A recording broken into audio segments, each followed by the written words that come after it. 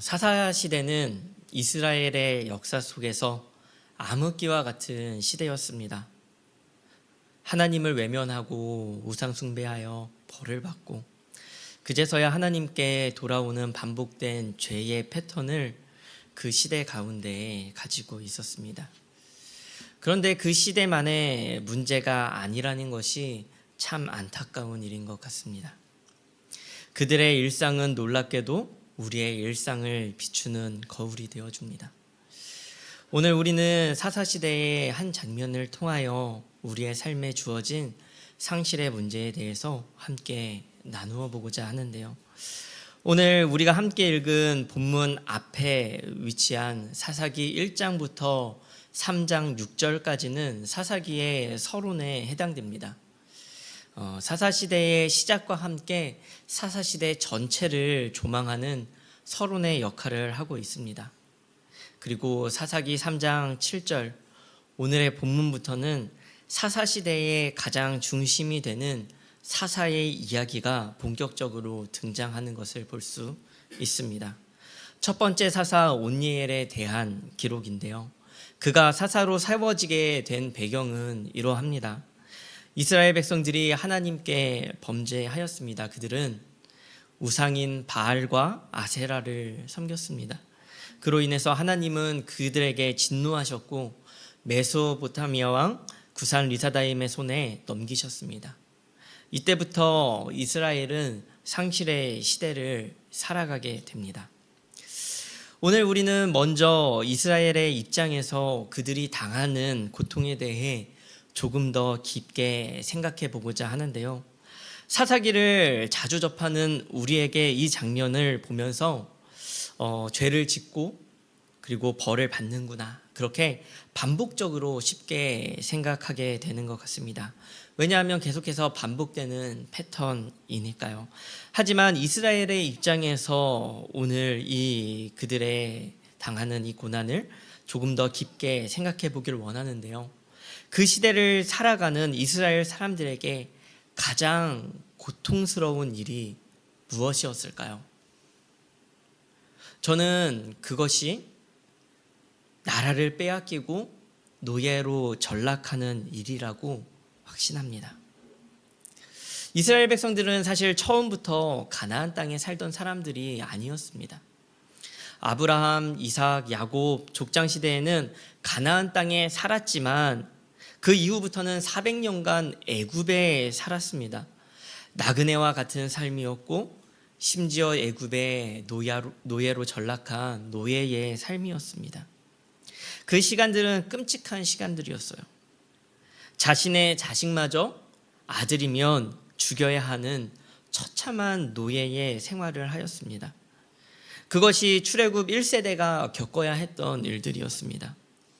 하나님의 은혜로 광야로 나왔지만 여전히 땅 없는 서러움은 계속되었습니다.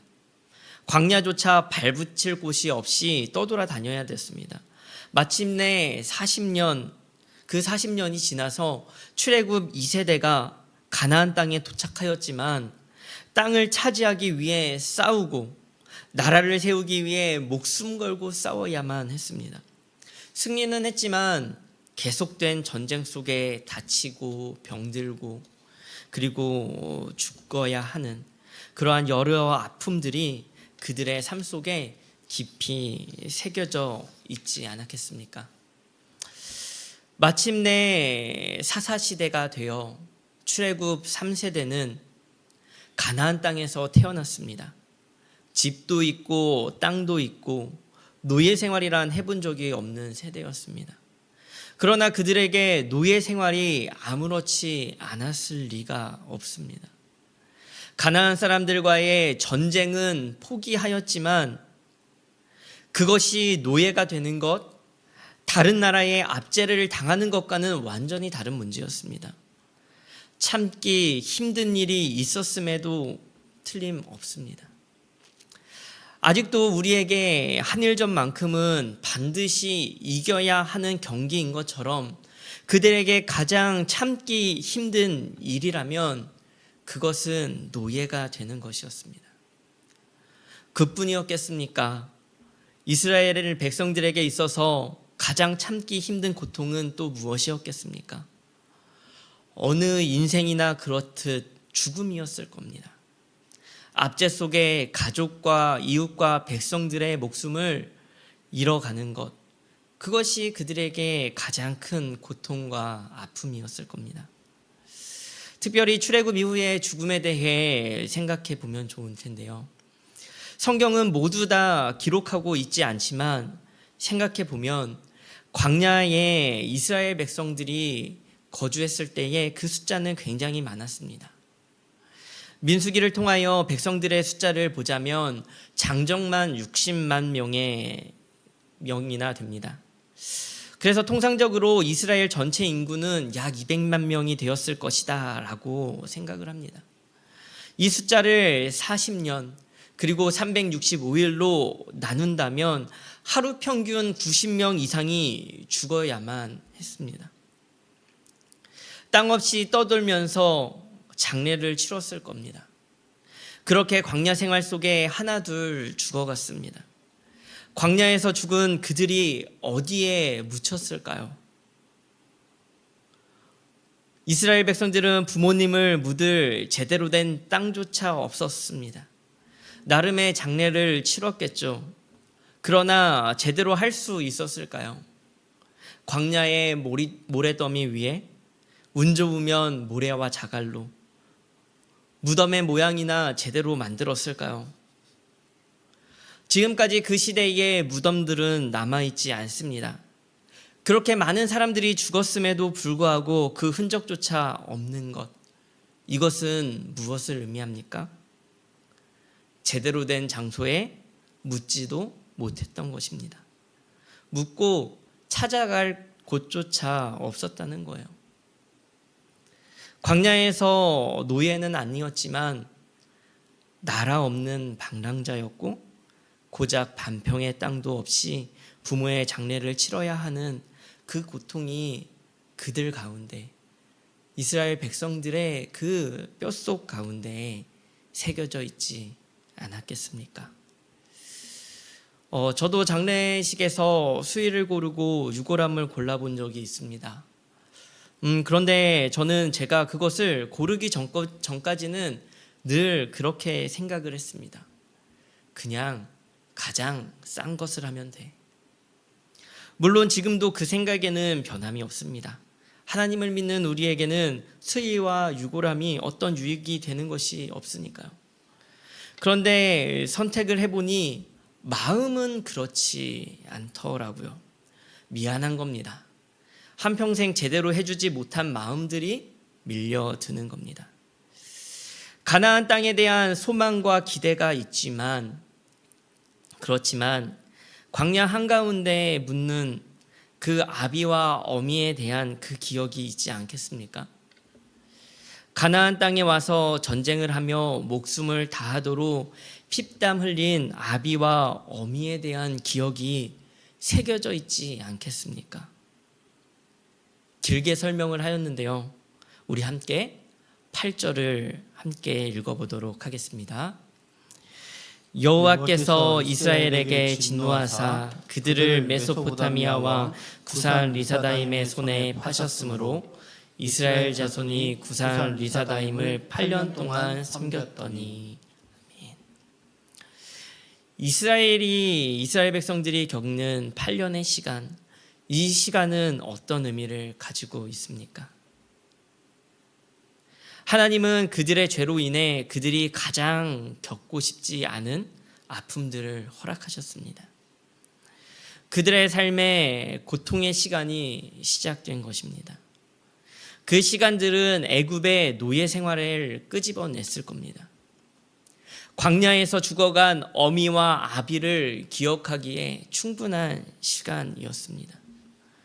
좀 더 정확하게는 기억 정도가 아니라 구산 리사다임의 압제 속에 빼앗기고 죽음을 맞이하는 일들도 있으니 이들의 마음은 이미 애굽의 노예 생활을 하던 그 조상들과 일반일 것이며 광야에서 부모를 떠나보낸 이들과 동일한 마음이 된 것입니다.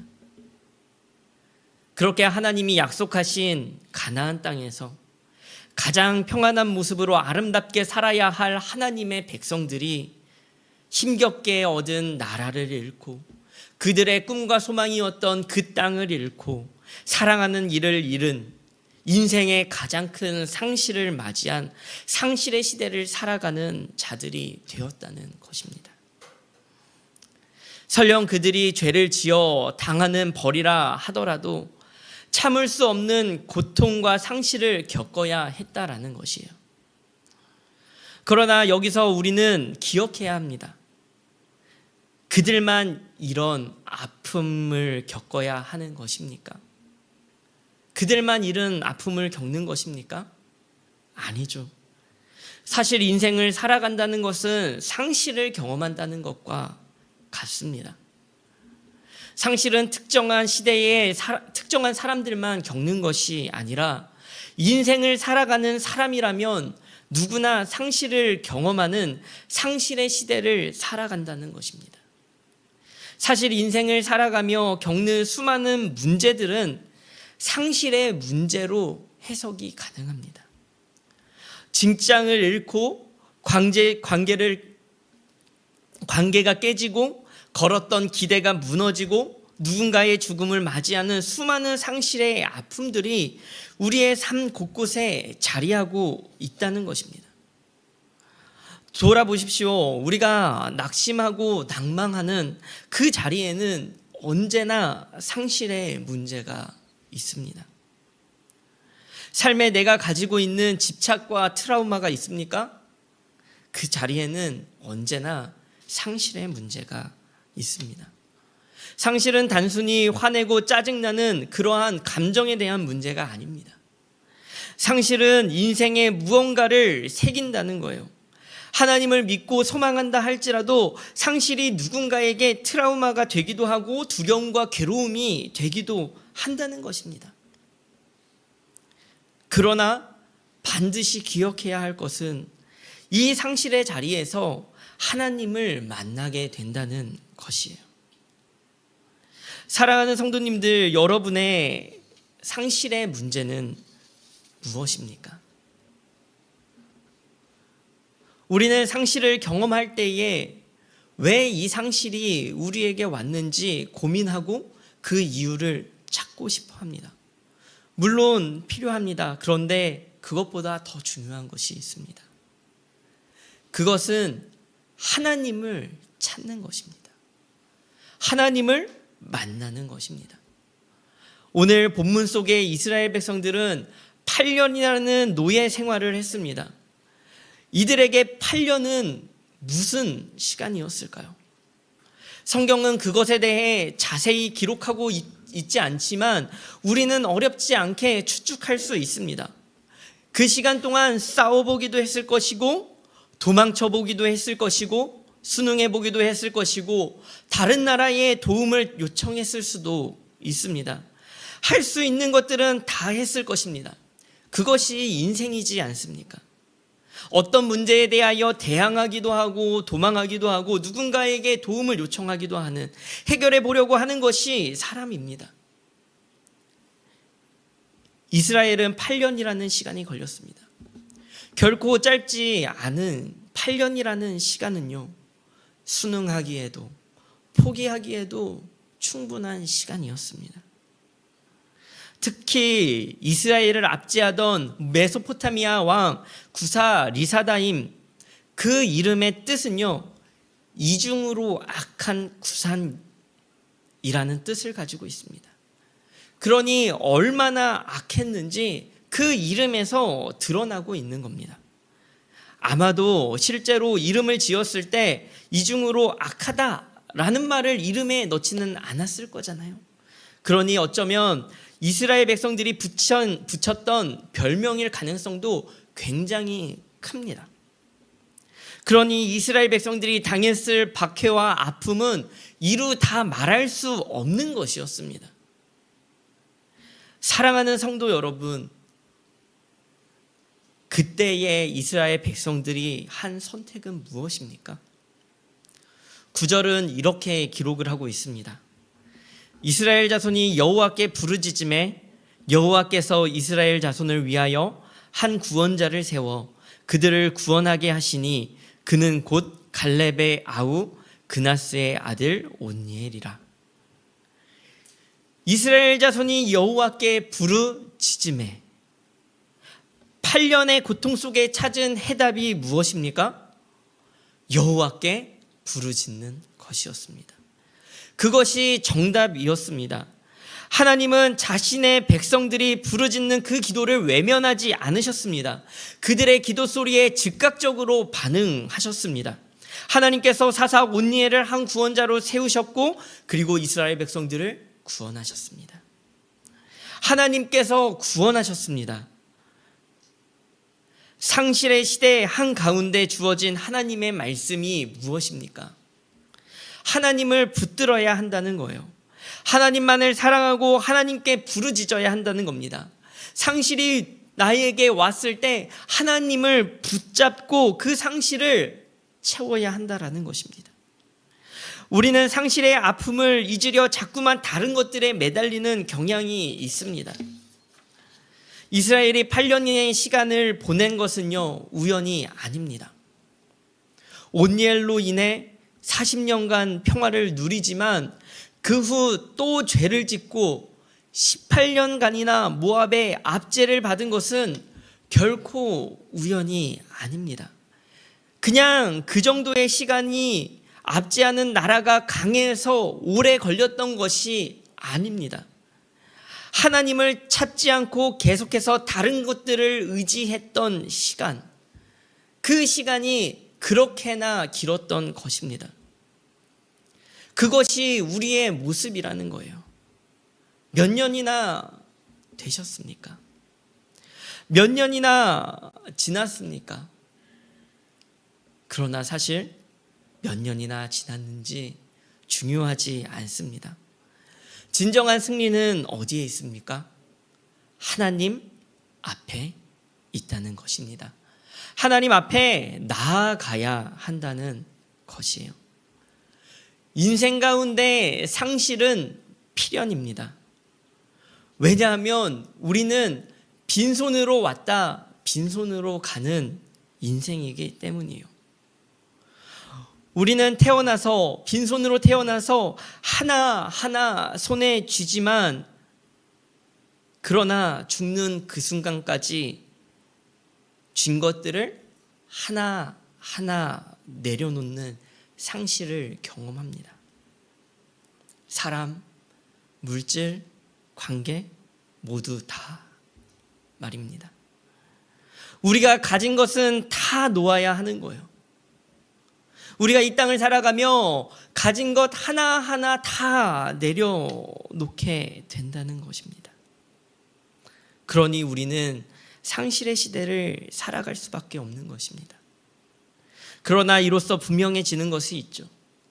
왜 하나님을 붙들어야 합니까? 빈손으로 와서 빈손으로 가는 인생이지만은 그 삶을 시작하시고 동행하셔서 우리의 손이 빈손이 되어도 하나님께서 그 손을 꼭 붙잡고 가실 것이기 때문입니다. 상실의 아픔이 있습니까? 그 상실의 아픔과 상관없이 하나님께서 늘 동행하신다는 겁니다.